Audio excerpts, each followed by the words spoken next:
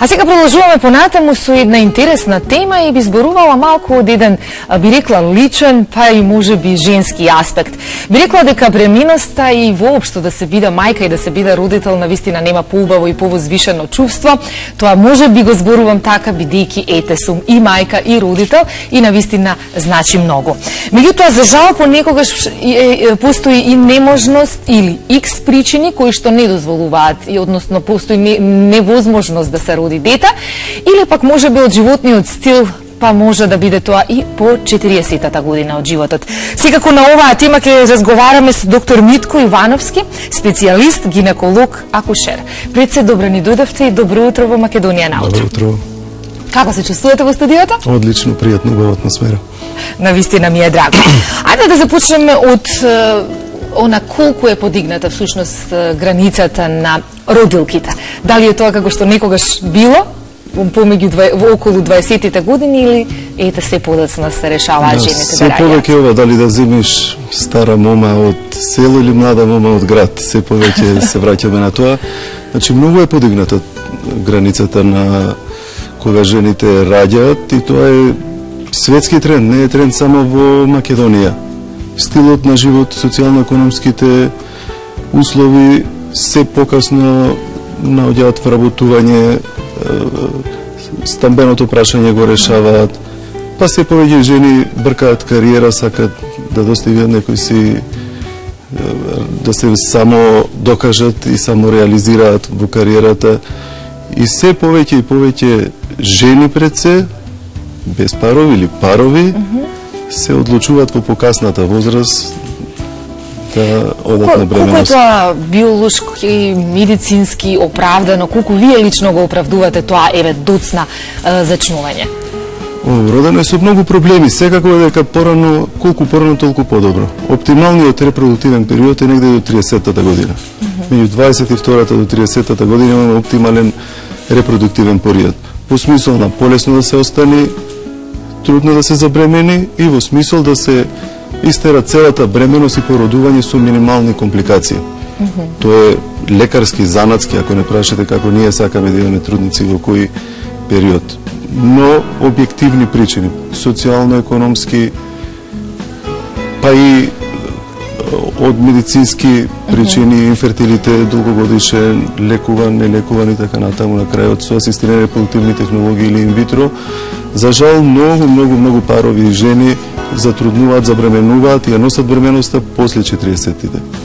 Така, а колку вие, да речеме, како стручни лица, како стручен тим, им давате и кураж и ете, едноставно ги потикнувате овој тип на жени, односно оние по 40-та година да раѓаат, или едноставно им укажувате на ризиците? Добро, укажани се сите потенцијални и потешкоти и ризици и компликации кои што може да се случат, но секако ние сме професионалци и за тоа сме учеле, желбата ни е да постигнеме успех. Па и кефот и меракот ни уште поголем кога кај такви парови или жени имаме успехи и го финишираме со здраво и живо дете. Значи, имаме многу замки кои што тука се случуваат. Прво имаме бројни преекзистентни болести. Жена во понадмината возраст има веќе хипертензија, пие таблетки, има доста од нив диабетес. Депресијата е сериозен проблем. Тие само може да се потенцираат во бременоста. Или пијат веќе таблетки за некои претходни болести кои што може да се потенцираат или комплицираат при самата бременост. Се тоа бројни ризични фактори. А денес зборуваме за ризиците кои што ги носи и самата возраст за примарна појава на вакви болести, значи пред се тука е хипертензија надодадена на бременоста, или преекламсија, тие токсеми во бременоста од 3 симптоми поврзана болест, хипертензија, губење на протеини низ мочката и едеми или отоци, диабетесот во бременоста, како и се поголемиот процент на потенцијални хромозомопатии. Значи, над 35-38 година се зголемува и нивниот процент, што во суштина ја прави покомплицирана бременоста во периодот на жената. Така, дури некаде по 35-та година од животот се препорачува и она амниоцентеза која што се прави за да евентуално постои некакво нарушување на плодот и така натаму. Колку Добро. Да, колку вие го препорачувате тоа? Мораме занатски да го препорачаме. Ако не го препорачуваме утре, ако нешто се искомплицира, ќе испади зошто не сме кажале. Знаете, кога е добро, добро, но кога е лошо, се е лошо во текот на бременоста. Значи имаме неинвазивни и инвазивни пренатални скрининзи или диагнози или тестови. Неинвазивните се широко распространетата трипл, дабл тест, квадрипл тест или прискат така на широко распространета, кој е само скрининг. Укажува на low, high или increase риск за таа бременост околу хромозомопатија пред се Даунов синдром. Тука и НИПТ во последно време се повеќе актуализиран, поради тоа што неинвазивен се испитува преку крвта на мајката, неинвазивен неонатален пренатален тест наоѓа нецелуларни ДНА партикли во крвта на мајката при спојување, при вгнездување на бременоста во матката, кои што циркулираат низ нејзината крв. Тие се сепарираат и нивната анализа со голема сензитивност и специфичност. Некои од лабораториите кои ги прават зборуваат за сензитивност, специфичност преку 99% за трите најчести хромозомопатии на 13, 18 и 21 синдром, хромозом или синдрома Даун, и инвазивните кои што се неприкосновени со најголема точност и важност, бидејќи со они фаќаме делови кои што со овие претходниви не може да се фатат.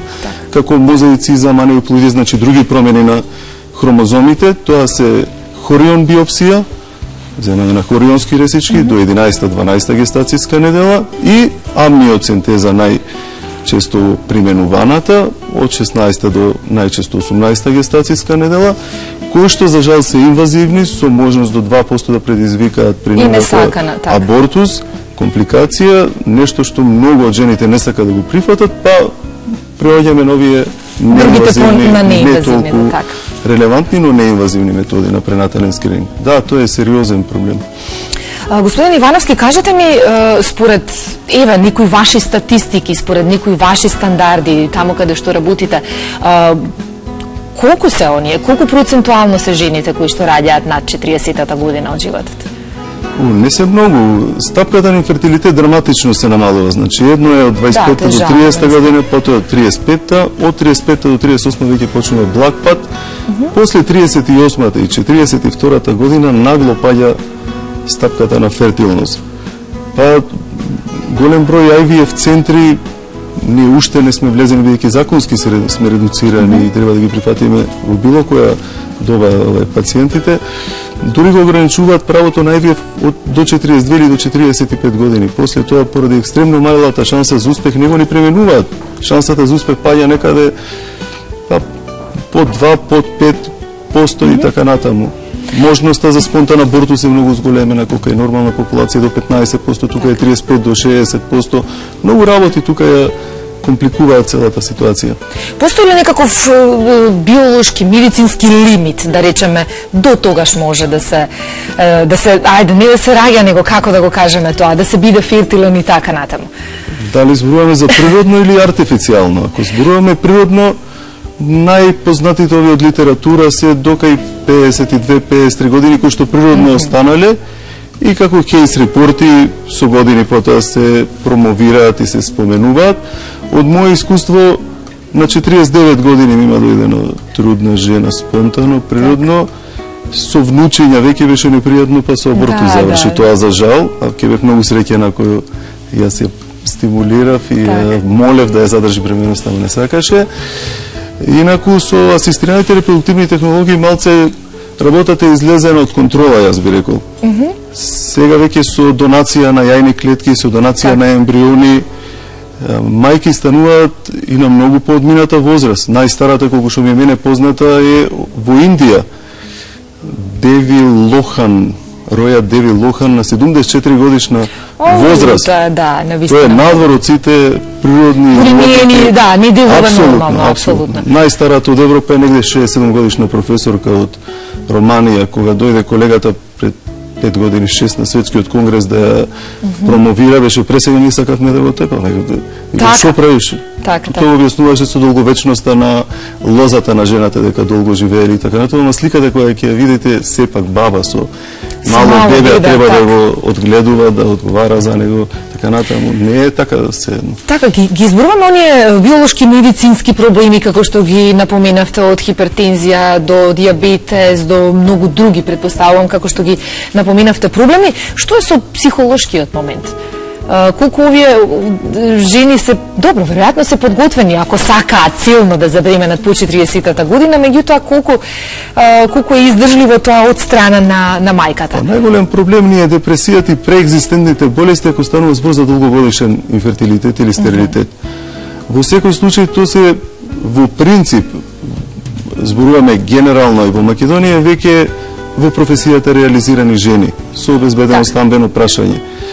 Веќе се и ментално и физички постабилни од тој аспект и попрагматични во поглед на прифаќање на бременоста и во поглед на одгледување на тоа дете. Така да тој аспект се помотивирани и, ајде сега да не бидам груб, но мислам дека поспремни за предизвиците и помотивирани кои што им одгледување на детето. Така да имам јас позитивно искуство. Од друга страна пак и самата бременост, хормонскиот статус, хормоните кои што се лачат, се вика дека ја подмладуваат мајката. Значи, тоа делува на кожата, на секундарните карактеристики, естрогените, на коските обновување. Тоа е една инекција серум на подмладување. И доењето се промовира во таа возраст, макар што заради компликации некојаш има проблеми со воспоставување на лактација. Еден податок вака, според Американската асоциација на канцер, секоја година доење за 4% го намалува ризикот од карцином на дојка. Така да не е се така црно, има убави моменти. Има и убави моменти, апсолутно се сложувам со вас. Добро, значи, еве, ваша препорака некоја за сите оние гледачки можеби кои што, па и воопшто и нивните партнери кои што гледаат, дали според вас е во ред да се биде мајка по 40 година? Апсолутно, наше специјално задоволство и мое како лекар и како тим во Систина. Така. Ние го имаме препознаено тоа, има нови пакети на услуги кои што се во прилог на оваа приказна, не само за овие трудници, него и за сите. Систина Baby дава еден пакет на услуги кои овозможуваат и тие преекзистентни недодаени болести да се сервисираат во текот на самата бременост.